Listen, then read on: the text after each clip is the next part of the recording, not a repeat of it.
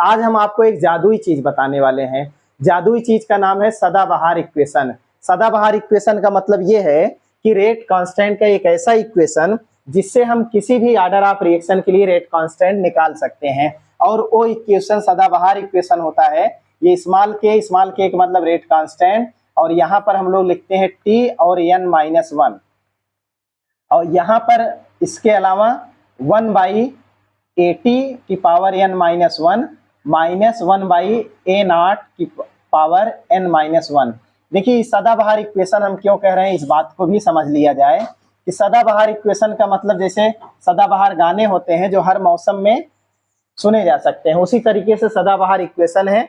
इस इक्वेशन से आप किसी भी ऑर्डर ऑफ रिएक्शन के लिए इक्वेशन यानी केमिकल जो रेट कांस्टेंट है उसका इक्वेशन बना सकते हैं। कैसे बना सकते हैं, जैसे अगर हम कहें n = 0, n = 0 होगा तो इस इक्वेशन में हम n = क्या लिखेंगे, 0 लिखेंगे। तो देखिए k = क्या लिखेंगे, 1/t, यहाँ 0 - 1 लिखेंगे, और यहाँ पर क्या लिखेंगे 1/AT का मतलब होता है A0 - x, और यहाँ पर क्या लिखेंगे 0 - 1, ऐसे 1/ यहाँ पर A0 n-1, n का मतलब क्या लिखेंगे 0।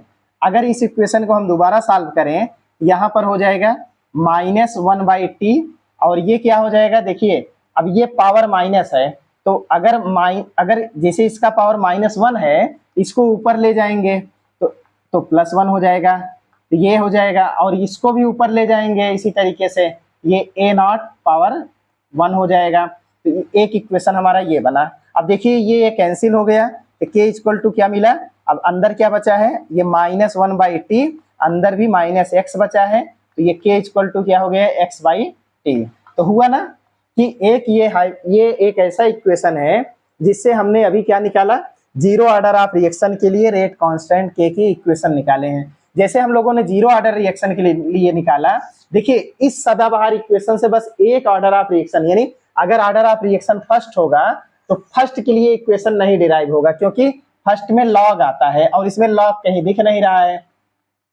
ये देखिए ln A0/AT। अब क्योंकि इस पूरे इक्वेशन में कहीं ln नहीं है, इसलिए सदाबहार इक्वेशन से हम फर्स्ट ऑर्डर ऑफ रिएक्शन के लिए इक्वेशन नहीं बना सकते हैं, लेकिन जीरो ऑर्डर के लिए बना सकते हैं। ऐसे अगर हम सेकंड ऑर्डर के लिए देखें तो सेकंड ऑर्डर के लिए कैसे बनाएंगे, तो देखिए अगर ऑर्डर ऑफ रिएक्शन सेकंड होगा तो इस सदाबहार इक्वेशन में जैसे k = क्या लिखा गया है 1/t, यहाँ क्या लिखेंगे 2 - 1, और अंदर जो लिखेंगे 1/AT की पावर n-1 होता है, तो n की जगह क्या लिख देंगे 2, ऐसे 1/A0 की पावर n-1 होता है, तो यहाँ क्या लिख देंगे 2 की पावर 2 - 1, और इस तरीके से ये k = क्या हो जाएगा 1/2 में से एक गए एक, तो t बचा केवल, अंदर क्या हो जाएगा 1/AT।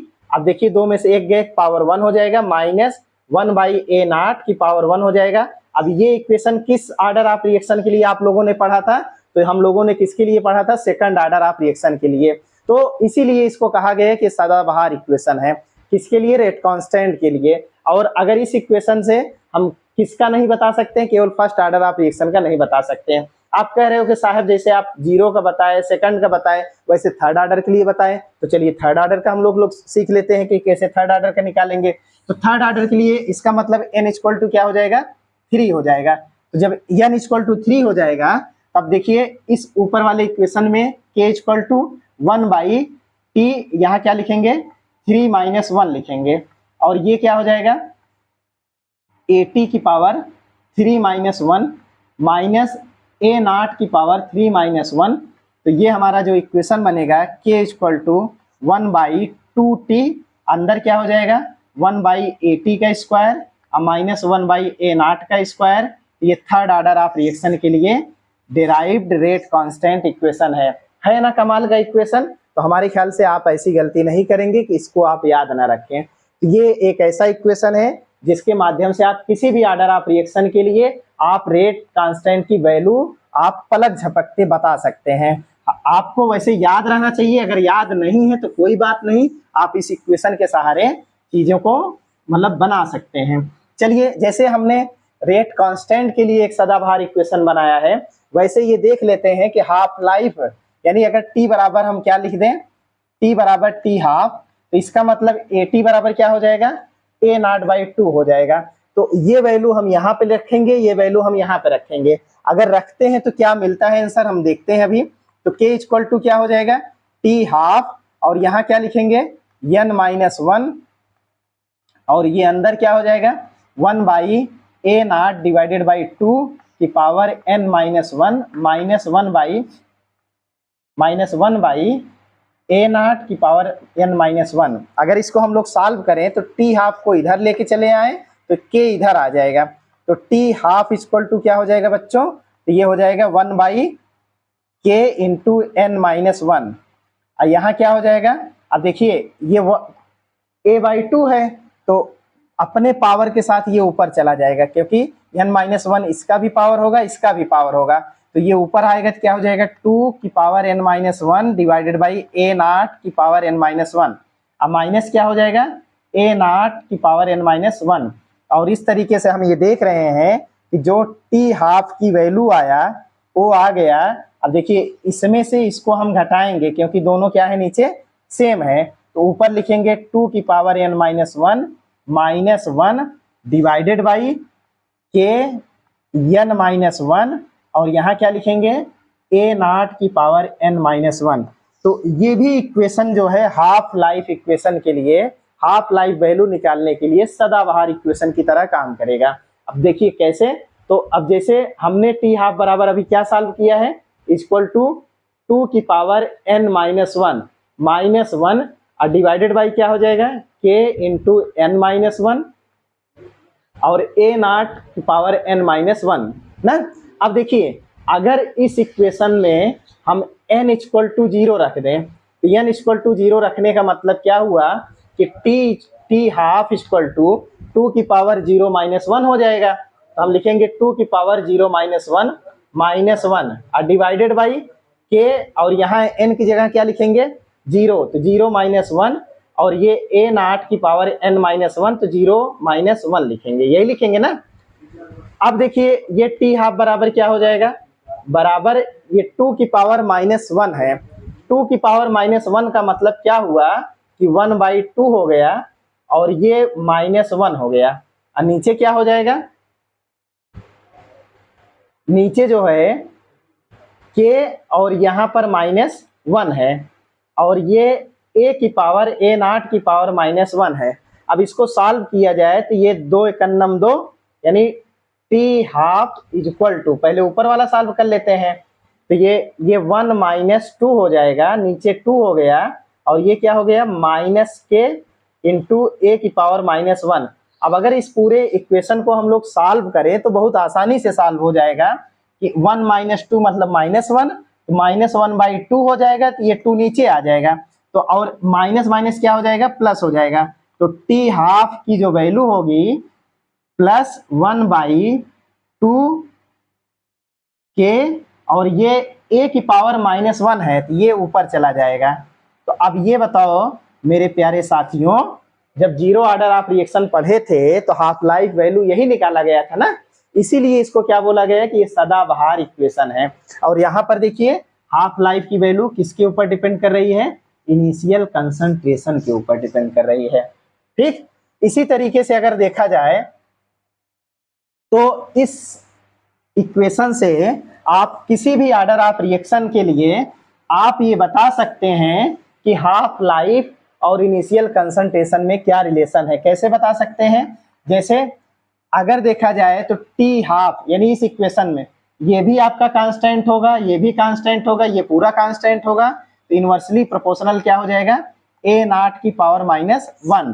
तो अब इस लिहाज से देखा जाए अगर n इक्वल टू 0 है, n इक्वल टू 0 है, तो t half directly proportional to ये 0 माइनस ये ए नॉट की पावर माइनस 1 हो जाएगा, यानी directly proportional to a naught हो जाएगा।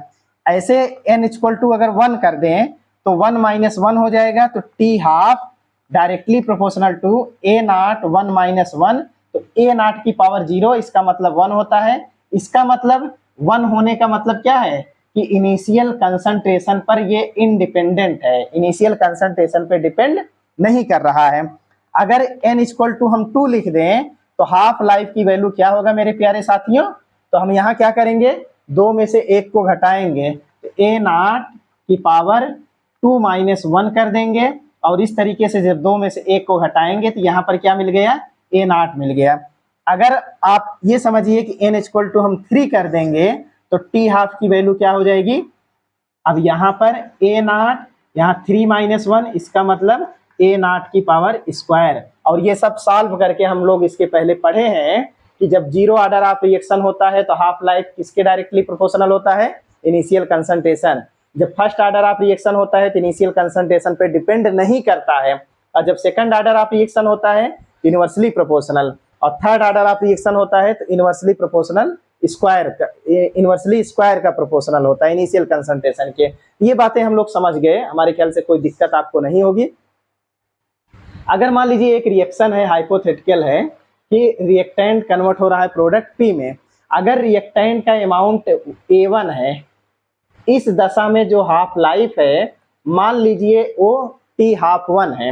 अगर रिएक्टेंट का अमाउंट A2 है और इस दशा में हाफ लाइफ मान लीजिए क्या है, T2 है, तो अगर इस बात को हम यहाँ पर अप्लाई करें तो T½ अब ये क्या था, इनवर्सली प्रोपोर्शनल था, यानी अगर हम बराबर करेंगे तो नीचे के साइड जाएगा A2 और डिवाइडेड बाई T½ अब ये भी इनवर्सली जाएगा तो इसका मतलब यहाँ A1 हो जाएगा। अब पावर क्या हो जाएगा, n-1।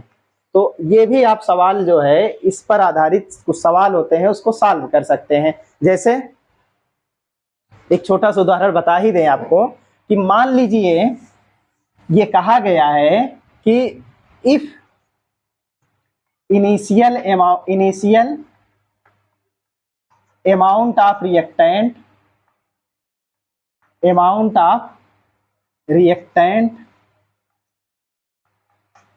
Double then half life value become 4 time. If initial amount of reactant, यहाँ विल भी लिख दीजिए, मतलब कि reactant will be double and half life value become 4 time, then find out order of reaction. आपसे ये कहा जा रहा है कि अगर कोई रिएक्शन है, जो जैसे मान लीजिए यही रिएक्शन है, इस रिएक्शन में अगर इनिशियल अमाउंट को डबल कर दिया जाए तो हाफ लाइफ कितना हो जाता है, 4 टाइम। तो ऐसी दशा में ऑर्डर ऑफ रिएक्शन की वैल्यू क्या होगी। तो देखिए हम लोग सॉल्व कैसे करते हैं, ऊपर मिटा दे रहे हैं। देखिए इस सवाल के हिसाब से, जो ये सवाल लिखा गया है इसके हिसाब से A1 मान लीजिए A है, और जब A1 A था तब जो T½ था उसको मान लीजिए T है। ऐसे जब रिएक्टेंट का अमाउंट डबल कर दिया गया, यानी A से बढ़ा के 2A कर दिया गया, तो जो T½ की वैल्यू है ये पहले की तुलना में 4T हो गया। यही सवाल है कि यानी रिएक्टेंट को डबल किया गया, हाफ लाइफ 4 टाइम हो गया, तो आपको बताना है कि ऑर्डर ऑफ रिएक्शन क्या होगा। तो इसी इक्वेशन में तो इनपुट करना है T2/T1 A1/A2 की पावर n-1। तो T2 कितना है, 4T है, डिवाइडेड बाई T1 कितना है, T है। और ये बराबर क्या लिखेंगे, A1 पहले लिखेंगे, A डिवाइडेड बाई 2A की पावर n-1। अब इसी को हमें सॉल्व कर लेना है। सॉल्व कैसे करेंगे, A से कट गया, T से कट गया, यानी अगर इसको देखा जाए, अब ये हम मिटा दे रहे हैं, आप समझ तो गए ही हैं। तो हम यहाँ पर क्या देख रहे हैं, 4, ये क्या हो गया, 1/2 की पावर n-1। अगर हम 1/2 है, 2 को ऊपर कर दें तो ये जो n-1 है ये 1 - n हो जाएगा, तो 2 की पावर 1 - n हो जाएगा। यहाँ पर 4 को और कैसे लिख सकते हैं, 2 का स्क्वायर, और यहाँ 2 की पावर 1 - n। अब मैथमेटिकली, अब जब ये ब्रैकेट वाले आपस में बराबर है तो पावर भी आपस में क्या होगा, बराबर होगा, यानी 1 - n इक्वल टू 2 होगा, तो माइनस एन इक्वल टू क्या हो जाएगा, 2 माइनस 1, एन इक्वल टू क्या हो जाएगा, -1। ये इसका इस रिएक्शन का ऑर्डर ऑफ रिएक्शन क्या होगा, -1 होगा। हमारे ख्याल से ये जो सदाबहार इक्वेशन है या हाफ लाइफ और इनिशियल अमाउंट में क्या रिलेशन है, इसके आधार पर बहुत बातें आपको समझ में आ गई है और काफ़ी कुछ आप चीज़ सीख चुके हैं। और जहाँ पर भी कोई असुविधा या कोई गड़बड़ी या कोई कन्फ्यूजन हो रहा है, आप हमको ज़रूर सूचित करिए कमेंट के माध्यम से, हम उसको और सुधार कर और कायदे से बताने की पूरी कोशिश करेंगे। और अगली क्लास में जब हम आएंगे तो theory of rate of reaction को पूरी तरह से पढ़ेंगे, समझेंगे और उसके मेन कॉन्सेप्ट को जानेंगे, एक्टिवेशन एनर्जी क्या होता है या उसका एप्लीकेशन क्या होता है। इन बहुत ढेर सारी बातों पर डिस्कशन करना है, लेकिन ये सब बातें हम अगली क्लास में करेंगे। आज की क्लास यहीं पे समाप्त करते हैं। क्लास समाप्त होने के बाद वही एक फिर से बात बोलेंगे, गुरु दक्षिणा देना मत भूलना। लाइक, कमेंट और सब्सक्राइब जरूर करना। राम राम, जय हिंद।